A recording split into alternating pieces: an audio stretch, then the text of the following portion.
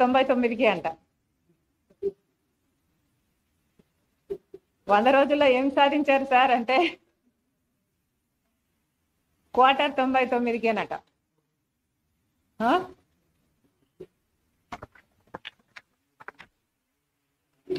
గత ప్రభుత్వమే మద్యం అమ్మింది, ఓన్లీ క్యాష్ అన్నారు, అదొక మద్యం మాఫియా నడిపారు. అప్పటి ప్రభుత్వంలో క్వార్టర్ ఎంత 200 అన్నట్టున్నారు, ఇప్పుడేమో క్వార్టరు 99కే. మందుబాబులంతా హ్యాపీ, వెరీ గుడ్. కానీ చంద్రబాబు గారిని హెచ్చరిస్తున్నాం సార్, గత ప్రభుత్వంలో కంటైనర్లలో డ్రగ్స్ వచ్చాయి, తల్లిదండ్రులంతా మా బిడ్డలంతా డ్రగ్స్ కు బానిసలయ్యారు అని ఎలక్షన్ క్యాంపెయిన్ లో చాలా మంది మాతో చెప్పుకోవడం జరిగింది. ఇప్పుడు మీరు ఇలా మద్యం ఏరులై పారిస్తారేమో అన్న భయం కలుగుతుంది. ఇది సమాజానికి మంచిది కాదు. మద్యం కన్సంప్షన్ కి ఆడవాళ్ళ మీద జరిగే అత్యాచారాలకు డైరెక్ట్ రిలేషన్షిప్ ఉంది. మద్యం అమ్మకాలు ఎంత పెరుగుతాయో, మద్యం సేవించడం ఎంత పెరుగుతుందో, ఆడవాళ్ళ మీద అత్యాచారాలు కూడా ప్రొపోర్షనేట్ గా పెరుగుతున్నాయని చాలా స్టడీస్, చాలా రీసెర్చ్లు చెప్తున్నాయి.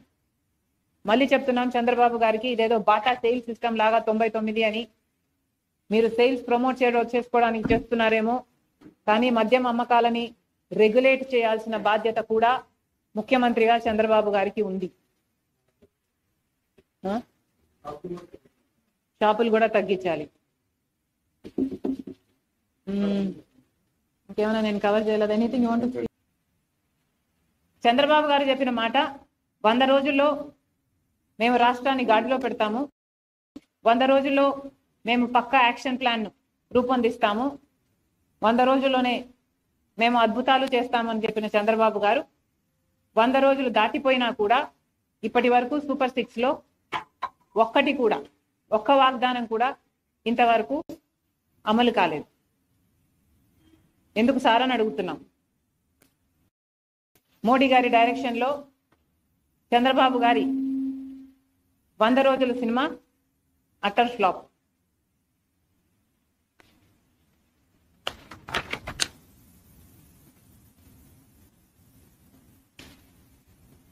ఎవరు కూడా 100 రోజుల్లోనే అన్ని హామీలు అమలు చేయాలి అని మేము కూడా అంటం లేదు. కానీ ఒక మోసపూరిత ప్రభుత్వాన్ని దించి ఇంకో ప్రభుత్వాన్ని ప్రజలు ఎన్నుకున్నప్పుడు ఆ కొత్త ప్రభుత్వము వాళ్ళ పక్షాన నిలబడుతుందని ఎంతో ఆశగా ఓట్లేసినప్పుడు కనీసం మీరు ఇచ్చిన వాగ్దానాలలో ఒక్కటి కూడా నిలబెట్టుకోకపోవడం వెరీ డిసప్పాయింటింగ్. చంద్రబాబు గారి సూపర్ 6 లో మొట్టమొదటిది రైతులకి 20,000 రూపాయలు ప్రతి ఏడాది ఇస్తామన్నారు. అన్నదాత సుఖీభవ అనుకుంటా దాని పేరు. మరి ఎంతో మంది రైతులు, కనీసం 50 లక్షల కుటుంబాలు ఈ పథకం కోసం ఇంకా ఎదురు చూస్తూనే ఉన్నారు. ఇటీవల వరదలు కూడా వచ్చాయి. చంద్రబాబు గారు చెప్పిన విషయం, 7 లక్షల ఎకరాలలో నష్టం వాటిల్లింది, వాళ్ళందరికీ నష్టపరిహారం ఇస్తానన్నాడు.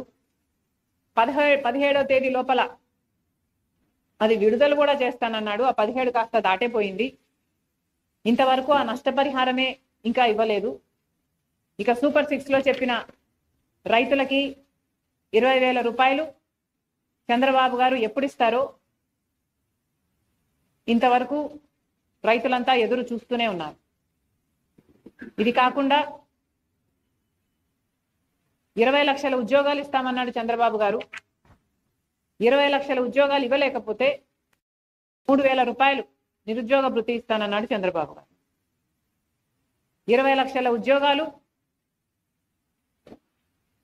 4 లక్షల చొప్పున 5 సంవత్సరాలలో పూర్తి చేస్తానన్నాడు చంద్రబాబు గారు. అంటే ఈ సంవత్సరం 4 లక్షల ఉద్యోగాలు చూపించాల్సింది చంద్రబాబు గారు. కానీ ఇచ్చింది 16,000 ఉద్యోగాలకు మాత్రమే. మిగతా ఉద్యోగాలు ఎలా ఇస్తున్నారు, దాని ప్రణాళిక ఏమిటి, కోచింగ్ల కోసం తయారయ్యే బిడ్డలు ఎంతో మంది ఉన్నారు. లక్షలలో ఈ బిడ్డలంతా ఎదురు చూస్తున్నారు వాళ్ళకు ఉద్యోగాలు వస్తాయి అని. లేకపోతే ఉద్యోగాలు రాకపోతే కనీసం 3,000 రూపాయలు నిరుద్యోగ భృతి మీరు ఇస్తామన్నారు. అది ఎప్పుడు ఇస్తారో దాని కార్యాచరణ ఏది ప్రకటించలేదు. మీరు గత టర్మ్ తీసుకున్న 2014లో చంద్రబాబు గారు ముఖ్యమంత్రి అయినప్పుడు 2,000 రూపాయలు నిరుద్యోగ భృతి అని అప్పుడు కూడా చెప్పారు. కానీ అది గాలి కొట్టుకోపోయింది. ఈసారి కూడా నిరుద్యోగ భృతి 3,000 రూపాయలని మీరు మేనిఫెస్టోలో చెప్పారు. ఇది కూడా కొట్టుకోపోతుందో ఏమో అని మా ఆందోళన. ఇది కాకుండా తల్లికి వందనం, అంతేనా? తల్లికి వందనం అనే స్కీమ్ కింద ప్రతి బిడ్డకు, తల్లికి ఎంతమంది బిడ్డలు ఉంటే అంతమంది బిడ్డలకు, చంద్రబాబు గారి మాటల్లో చెప్పాలంటే ఒకరైతే ఒకరికి, ఇద్దరైతే ఇద్దరికి, ముగ్గురైతే ముగ్గురికి, నలుగురైతే ఏకంగా 60,000 రూపాయలు అని చెప్పారు చంద్రబాబు గారు. మరి తల్లికి వందనం పథకం ఏమైంది? తల్లికి బిడ్డలకి పంగనామాలు పెట్టే కార్యక్రమం ఏమైనా చేస్తున్నారా? స్కూల్ ఫీజులు కట్టుకునే సమయం అయిపోయింది. మరి ఎప్పుడు చంద్రబాబు గారు దీన్ని అమలు చేస్తారో కళ్ళలో ఒత్తులేసుకొని బిడ్డలు తల్లులు ఎదురు చూస్తున్నారు. ఈ పథకం కూడా అమలు కాలేదు. ఇక ప్రతి మహిళకు 18 సంవత్సరాల నుంచి ఇంకొక పథకం, ఇది 4th మహాశక్తి పథకం కింద చంద్రబాబు గారు ప్రతి మహిళకు ప్రతి నెల, ప్రతి మహిళకు అంటే 18 సంవత్సరాల నుంచి 59 సంవత్సరాల వరకు ఈ ఏజ్ గ్రూప్లలో ఉన్న వాళ్ళకి 1,500 రూపాయలు ప్రతి నెల ఇస్తానన్నాడు చంద్రబాబు గారు. ఇది చాలా హెవీ బడ్జెట్ స్కీమ్. ఇంత 1,000 కోట్లు 1,500 కోట్లు ప్రతి నెల ఖర్చు అయ్యే స్కీమ్. ఇంత పెద్ద వాగ్దానం చంద్రబాబు గారు చాలా సులువుగా ఇచ్చారు. మరి ఇది అమలు చేసే చిత్తశుద్ధి చంద్రబాబు గారికి ఉందా లేదా, ఆ ఉద్దేశమైనా ఉందా, చంద్రబాబు గారు స్పష్టం చేయాలి. ప్రతి మహిళని నేను ఒక శక్తిగా చేస్తాను అని పెద్ద పెద్ద మాటలు చెప్పారు చంద్రబాబు గారు. ప్రతి మహిళకి 1,500 ఇస్తే ఆ మహిళకి భరోసా ఉంటుంది అని చెప్పిన వారు చంద్రబాబు గారు. మరి ఆ మహిళల గురించి ఆలోచన చేయాలని కాంగ్రెస్ పార్టీ డిమాండ్. ఇంకొకటి, సంవత్సరానికి 3 సిలిండర్లు ఉచితం అన్నారు. ఇప్పుడేమో దీపావళి అంటున్నారు. మొన్న కూడా ఇలాగే ఇంకొక పథకం, బస్సు ఉచితం అన్న పథకం ఇండిపెండెన్స్ డేకి అన్నారు. ఇండిపెండెన్స్ డే దాటే పోయింది.